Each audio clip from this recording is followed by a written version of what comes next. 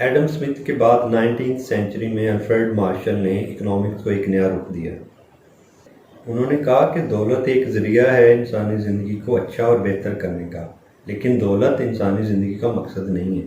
یعنی کہ وہ کیسے پیسے کو، دولت کو استعمال کر کے کیسے مادی اشیاء جیسے گھر، مکان، گاڑی وغیرہ خریدتا ہے، حاصل کرتا ہے اور پھر ان سے اپنی زندگی کو بہتر کرتا ہے۔ یعنی کہ یہ ایک دولت ایک ذریعہ ہے، انسانی زندگی کا فائنل جو ہے یہ مقصد نہیں ہے۔ مارشل نے 1890 میں اکنامکس کی ایک بک لکھی جس کا نام ہے اصول معاشیات، اور انہوں نے اپنی کتاب کے اندر معاشیات کی تعریف کچھ اس طرح سے کی۔ معاشیات میں انسان کے ان تمام افعال کا مطالعہ کیا جاتا ہے جن کا تعلق زندگی کے روزمرہ معاملات سے ہے۔ اس میں انسان کی انفرادی اور اجتماعی کوششوں کے اس حصہ کا جائزہ لیا جاتا ہے جس کا اس بات سے گہرا تعلق ہے کہ انسان خوشحال زندگی کے مادی لوازمات کیوں کر حاصل کرتا ہے اور انہیں کس طرح خرچ کرتا ہے۔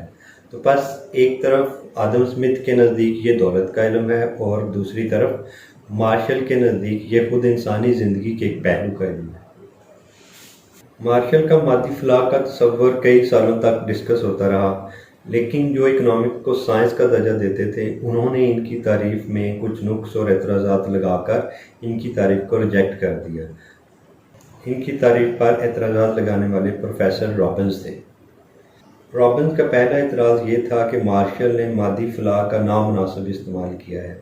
مارشل کے نزدیک انسان کی زندگی میں صرف مادی فلاح میٹر کرتی ہے۔ مادی فلاح سے مراد وہ چیزیں جو ہمیں نظر آتی ہیں، فار ایگزامپل گاڑی ہے، گھر ہے اور ایسی چیزیں استعمال کرنا جو ہمیں نظر آتی ہیں، تو یہ ہماری مادی فلاح ہے، ان سے جو ہماری زندگی بیٹر ہوتی ہے۔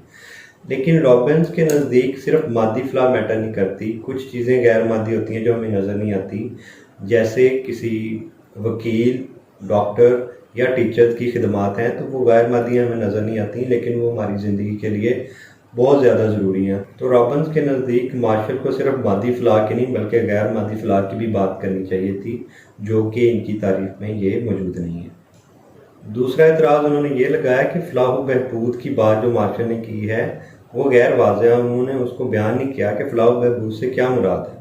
فار ایگزامپل کسی ایک چیز میں آپ کو فلاح نظر آ رہی ہے تو وہی ہو سکتا ہے کہ وہ نقصان دہ ہو۔ کسی انسان کو سگریٹ پینا ایک اچھا لگتا ہے تو اس کے لیے لگتا ہے اس کو کہ یہ فلاح ہے، کیونکہ وہ تو ایک مادی اشیاء کو یوز کر رہا ہے اور اس کو اس سے یوٹیلٹی مل رہی ہے، تو وہ انسان کو جو وہ اس کو استعمال کر رہا ہے اس کے لیے تو وہ اس میں فائدہ ہے، فلاح ہے۔ لیکن اگر اس کو ہم صحت کے حوالے سے دیکھیں تو جو سگریٹ پی رہا ہے تو اس کو اس کا نقصان ہو رہا ہے، تو یہ ایک طرح سے فلاح نہیں ہے۔ تو مارشل نے اپنی تعریف میں فلاح کی بات کی ہے، لیکن فلاح کو اس نے ایکسپلین نہیں کیا کہ ویلفیئر یا اچھی زندگی سے کیا مراد ہے، کن چیزوں کا استعمال جو ہے وہ اچھی فلاح ہے، کن چیزوں کا نہیں۔ تو یہ اس نے اپنی تعریف میں اس کو ایکسپلین نہیں کیا صحیح طرح سے۔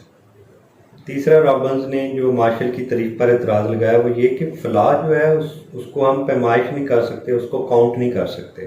تو جب بھی ہم یہ دیکھیں گے کہ ملک میں کتنی فلاح یا کتنی ترقی ہوئی ہے تو ہم وہ فلاح جو ہے وہ کیسے اس کو میئر کریں گے۔ فار ایگزامپل ایک انسان نے کھانا کھایا ہے تو ہم کیسے بتا سکیں گے کہ اس کو کتنی یوٹیلٹی حاصل ہوئی یا کتنی اس کی فلاح ہوئی۔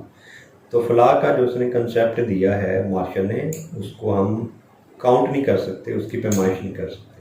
اور چوتھا اعتراض انہوں نے یہ لگایا کہ معاشیت کو انہوں نے بہت محدود کر دیا، کیونکہ انہوں نے صرف مادی چیزوں کی بات کی ہے اور غیر مادی کو انہوں نے اگنور کر دیا مارشل نے، تو اس لیے یہ ان پہ اعتراض بنتا ہے کہ انہوں نے اکنامکس کو لمیٹڈ کر دیا۔ پانچواں اعتراض یہ لگایا انہوں نے کہ ہم نہیں ڈیفائن کر سکتے کہ کون سی چیز اچھی ہے یا بری ہے۔ رابنز نے کہا کہ معاشیات میں ہم یہ ڈسکس نہیں کرتے کہ کیا اس چیز کا فائدہ ہوگا یا نقصان ہوگا، اچھی ہے یا بری ہے، یہ اس میں ہم ڈسکس نہیں کرتے اکنامکس میں۔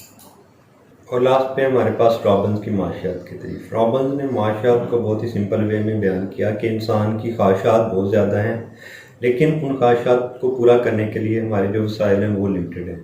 تو یہی انسانی معاشی مسئلہ ہے کہ اپنے لمیٹڈ ریسورسز میں رہتے ہوئے وہ اپنی بے شمار خواہشات کو کیسے وہ پورا کر سکتا ہے، تو اکنامکس اس چیز کو ڈیل کرتی ہے۔ پروفیسر رابنز کی تعریف کے اگر ہم اہم نکات کی بات کریں تو سب سے پہلی جو چیز ہے انہوں نے لاتعداد خواہشات کی بات کی۔ تو وہ واقعی صحیح ہے کہ ہماری زندگی میں ہماری خواہشات بہت زیادہ ہوتی ہیں، لیکن ان کو پورا کرنے کے لیے हमारे जो ज़राए हैं वो कम हैं या उनकी कमी है।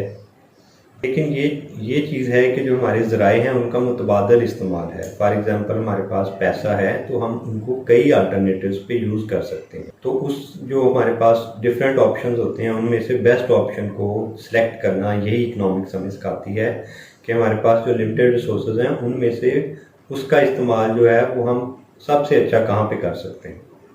रॉबिन्स की तारीफ़ की अगर हम खूबियों की बात करें तो सबसे पहले ये कि इनकी तारीफ़ बहुत जामिया है, यानी कि इन्होंने मुआशरत को एक बहुत ज़्यादा एक्सपेंड कर दिया है। तो ये मसला कि लिमिटेड रिसोर्सेज और अनलिमिटेड वांट्स ये आपको हर शोबे में मिलेगा। दूसरी इसकी तारीफ़ की एक ये भी खूबी है कि ये इंडिपेंडेंट है, ये नहीं हम इसमें डिसाइड करते कि क्या अच्छा है या क्या बुरा है, क्या सेहत के लिए अच्छा है, क्या सेहत के लिए बुरा है। ये काम इकोनॉमिस्ट का नहीं है। रॉबिन्स ने मुआशियात को एक साइंस का इल्म भी करार दिया, ये भी उनकी तारीफ़ की खूबी है। पांचवी खूबी इसकी ये है कि ये तारीफ़ सिर्फ एक इंसान का मसला नहीं बल्कि पूरी दुनिया के इंसानों का यही प्रॉब्लम है। तो लिहाजा इनकी तारीफ़ की जो अहमियत है वो इंटरनेशनल लेवल पर बनती है। रॉबिन्स की माशियात की तारीफ़ पर भी कुछ एतराज़ात लगाए गए, जैसा कि उन्होंने इल्म माशियात को एक साइंसी इल्म साबित करने की कोशिश की, लेकिन माशियात का असल मकसद तो इंसानी ज़िंदगी को बेहतर बनाना ही है। दूसरा, रॉबिन्स ने ये बात की थी कि इल्म माशियात गैर जानबदार है, यानी कि इससे इकोनॉमिस्ट का कोई तल्लुक़ नहीं कि अच्छा क्या है और बुरा क्या है। लेकिन इनकी तारीफ़ पर तनकीद करने वालों ने ये कहा कि इंसान की ज़िंदगी का मकसद ये बयान करना है कि उसके लिए क्या अच्छा है और क्या बुरा है। लिहाजा इल्म मुआशियात एक गैर जानबदार इल्म नहीं हो सकता। इसमें हम डिस्कस करते हैं कि क्या होना चाहिए, क्या अच्छा है। फिर इनकी तारीफ़ पर यह भी एतराज़ात लगाए गए कि इन्होंने बहुत ही अहम कंसेप्ट जैसे कि कौमी आमदनी, बेरोज़गारी, महंगाई और इस तरह के जितने भी बड़े कंसेप्ट थे उनको अपनी तारीफ़ में उन्होंने इग्नोर किया और उनको उन्होंने डिस्कस नहीं किया। और लास्ट एतराज़ इनकी तारीफ़ पे ये था कि इन्होंने मुआशियात को बहुत ज़्यादा एक्सपेंड कर दिया है, जो कि इतनी ज़रूरत नहीं थी, क्योंकि ये तो हर फील्ड का मसला है कि उनके पास लिमिटेड रिसोर्सेज हैं और उनकी ख्वाहिशात अनलिमिटेड हैं। तो मुआशियात में किन किन फील्ड को आप डिस्कस करेंगे, लिहाजा उन्होंने बेजा इसको एक्सपेंड कर दिया। अगर हम मार्शल और रॉबिन्स की तारीफ़ों का मुआवजा करें तो मार्शल के नज़दीक इंसानी फलाह का इल्म जो है वो मुआशियात है और रॉबिन्स के नज़दीक ख्वाहिशात की कसरत और ज़राए की किल्लत का इल्म है। मार्शल की तारीफ़ में मादी फलाह की सिर्फ बात की गई है, गैर मादी फलाह को उसने डिस्कस नहीं किया, तो लिहाजा ये लिमिटेड थोड़ा सा कंसेप्ट है। और रॉबिन्स ने दोनों को ही शामिल किया है, मादी फलाह की बात की है और गैर मादी फलाह, दोनों को ही उसने अपनी तारीफ़ में डिस्कस किया है। मार्शल ने मुआशियात को एक माशरती इल्म करार दिया है, जबकि रॉबिन्स के नज़दीक ये एक साइंसी इल्म है जिसमें इंसान गैर जानबदार रहता है कि क्या अच्छा है क्या बुरा है। मार्शल ने जो अपनी तारीफ़ में मादी फलाह की बात की है तो उस मादी फलाह की पैमाइश नहीं की जा सकती, जबकि रॉबिन्स की तारीफ़ में हम पैमाइश कर सकते हैं कि कितने लिमिटेड रिसोर्सेज हैं और कितनी अनलिमिटेड जो है हमारी नीड्स हैं या वांट्स हैं। मार्शल के नज़दीक मुआशी मसला ये है कि अगर इंसान सारी कोशिशों के बावजूद अपनी फलाह में बेहतरी ना कर सके, अपनी ज़िंदगी को बेहतर ना कर सके, तो ये उसके लिए एक मुआशी मसला है। जबकि रॉबिन्स के नज़दीक मुआशी मसला ये है कि हमारी ख्वाहिशात बहुत ज़्यादा हैं लेकिन हमारे पास जो रिसोर्सेज हैं वो लिमिटेड है। मार्शल की तारीफ़ इल्मुल हदायत पर मबनी है, जबकि रॉबिन्स की तारीफ़ इल्मुल हकीकत पर मबनी है। इल्मुल हदायत का मतलब है कि मार्शल की तारीफ़ में ये बताया गया है कि इंसान कैसे अपनी फलाह को बेहतर कर सकते हैं, तो इसमें हदायत की बात की गई है कि कैसे किसी चीज़ को चेंज करके आप बेटर कर सकते हैं, तो इसको हम इल्मुल हदायत कहते हैं। जबकि रॉबिन्स की तारीफ़ जो है वो इल्मुल हकीकत है, यानी कि हमने ये नहीं बताना कि क्या अच्छा है, कैसे अच्छा हो सकता है, हमने सिर्फ हकीकत की बात करनी है कि जो है सिर्फ उसको एज इट इज़ हमने बता देना है। तो इनकी जो रॉबिन्स की तारीफ़ है वो इल्म हकीकत पर मबनी है। नेक्स्ट हम डिस्कस करते हैं कि क्या माशियात एक इल्म है या फ़न है। पहले तो ये देखते हैं कि इल्म और फ़न में क्या फ़र्क है। इल्म का मतलब है किसी चीज़ के बारे में आपको पता होना। फॉर एग्ज़ाम्पल हमें पता है कि पाकिस्तान में महंगाई कितनी है, कितनी बेरोज़गारी है, किस तरह के हालात चल रहे हैं, कीमतें कितनी बढ़ रही हैं, तो ये सारा इन चीज़ों का इल्म होना, इसको हम कह रहे हैं कि ये इल्म है, इन चीज़ों के हक़ाइक़ हमें पता है। और फ़न का मतलब है कि इन मसाइल को हल कैसे करना है, कि कैसे हम महंगाई को कम कर सकते हैं, कैसे हम कीमतों को कंट्रोल कर सकते हैं, तो ये اس طرح سے یہ فن ہے۔ تو اکنامکس معاشیات علم بھی ہے اور فن بھی ہے، یعنی کہ ہم اس میں یہ بھی دیکھتے ہیں کہ ہمارے مسائل کیا ہیں، اور فن یہ ہے کہ ہم یہ دیکھتے ہیں کہ ان کو ہم نے سولو کیسے کرنا ہے۔ علم دو طرح کا ہوتا ہے، علم الحقیقت اور علم الہدایت۔ علم الحقیقت کا مطلب ہے کہ جیسے ہیں چیزیں آپ نے اسی طرح ان کو بیان کرنا ہے۔ پاکستان میں بے روزگاری اتنی ہے، پاکستان میں قیمتیں زیادہ ہیں، یہ سارا علم الحقیقت ہے کہ جو آپ کو نظر آ رہا ہے، جو آپ دیکھ رہے ہیں، جو آپ کے ملک کے حالات ہیں، وہ ایز اٹ از آپ اگر بیان کر دیں تو یہ علم الحقیقت ہے۔ اور علم الہدایت یہ ہے کہ آپ ہدایت کریں، آپ بتائیں کہ ان کو آپ کیسے حل کر سکتے ہیں، یعنی کہ کتنا ہونا چاہیے، بے روزگاری کم ہونی چاہیے، کیسے کنٹرول کرنا چاہیے، کیسے قیمتوں کو آپ کم کر سکتے ہیں، یہ سارا ہمارا علم الہدایت ہے۔ علم معاشیات کی مختلف اقسام ہیں۔ پہلی تو ہے مائکرو اکنامکس اور میکرو اکنامکس، یعنی کہ جزیاتی معاشیات اور کلیاتی معاشیات۔ جزیاتی معاشیات میں ہم چھوٹی چیزوں کو ڈسکس کرتے ہیں، جیسے کہ ایک فرم ہے یا ایک شخص ہے، اس کی یوٹیلٹی کا مطالعہ، یا ایک مارکیٹ ہے کہ اس میں کتنی ڈیمانڈ ہے، کتنی سپلائی ہے۔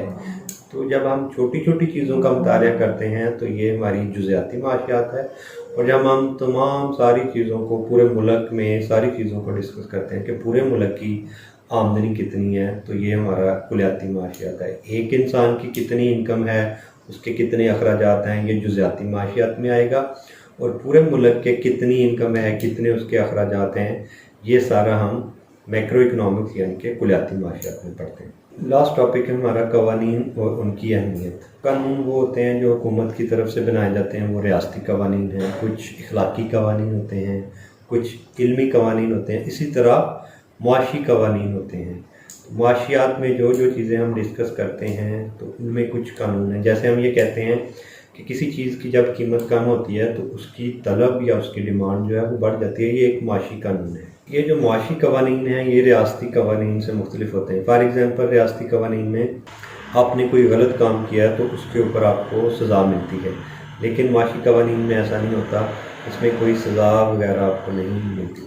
معاشی قوانین ڈفرینٹ ایریاز کے لیے ڈفرینٹ ہو سکتے ہیں۔ فار ایگزامپل پاکستان میں ہم مہنگائی کو کنٹرول کرنے کے لیے جو قانون بناتے ہیں وہ مختلف ہو سکتا ہے کہ امریکہ میں وہی قانون میں بھی اس طرح سے عمل نہ کرے۔ یہ تھا ہمارا پہلا چیپٹر۔ نیکسٹ ویڈیو میں ہم بات کریں گے چیپٹر نمبر 2 کی۔